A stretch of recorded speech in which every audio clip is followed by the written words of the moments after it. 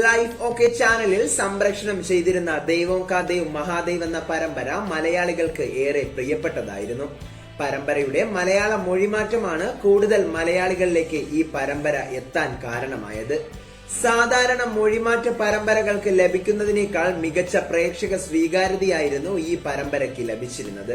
പരമ്പരയിലെ ശിവൻ തന്നെയാണ് അതിന്റെ പ്രധാന കാരണവും. മലയാളികളുടെ സങ്കല്പത്തിനൊത്ത ശിവന്റെ എല്ലാ രൂപഭാവങ്ങളും ഒത്തിണങ്ങിയ രൂപമായിരുന്നു ശിവനായി അഭിനയിച്ച മോഹിത് റെയ്നയുടേത്. സീരിയൽ അവസാനിച്ച് വർഷങ്ങൾ പിന്നിട്ടിട്ടും ഇപ്പോഴും ശിവരാത്രിയായാൽ പരമ്പരയിലെ ശിവന്റെയും പാർവതിയുടെയും പ്രണയരംഗങ്ങളാണ് പലരുടെയും വാട്സപ്പ് സ്റ്റാറ്റസ്. സോനാരികയായിരുന്നു പരമ്പരയിൽ പാർവതിയെ അവതരിപ്പിച്ചിരുന്നത്.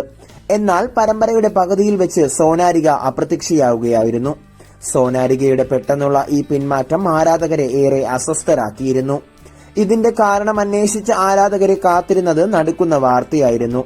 കൈലാസനാഥനിൽ പാർവതിയായി അഭിനയിക്കുന്ന നടി സോനാരിക വാഹനാപകടത്തിൽ മരണപ്പെട്ടു എന്ന വാർത്തയാണ് പുറത്തുവന്നത്. പല പ്രമുഖ മാധ്യമങ്ങളും ഈ വാർത്ത ഏറ്റെടുത്തതോടെ വാർത്ത സത്യമാണെന്ന് വിശ്വസിച്ചിരിക്കുകയാണ് ഇന്നും പലരും. സോനാരിക മരണപ്പെട്ടു എന്നാണ് ഇന്നും ഭൂരിഭാഗം പേരും വിശ്വസിക്കുന്നത്.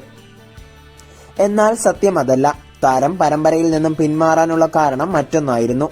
പരമ്പര ഹിറ്റായി നിൽക്കുന്ന സമയത്താണ് പ്രതിഫലത്തിന്റെ കാര്യം പറഞ്ഞ് സംവിധായകനും നിർമ്മാതാവും തമ്മിൽ അഭിപ്രായ വ്യത്യാസമുണ്ടായത്. ഇതേ തുടർന്നാണ് സോനാരിക പരമ്പരയിൽ നിന്ന് പിന്മാറിയത്. എന്നാൽ ആ സമയത്ത് താരത്തിന് ഒരു കാർ ആക്സിഡന്റ് ഉണ്ടായി എന്നുള്ളത് സത്യമാണ്. അല്ലാതെ അപകടത്തിൽ താരം മരണപ്പെട്ടത് കൊണ്ടല്ല പരമ്പരയിൽ മറ്റൊരു നടി പാർവതിയായി എത്തിയത്.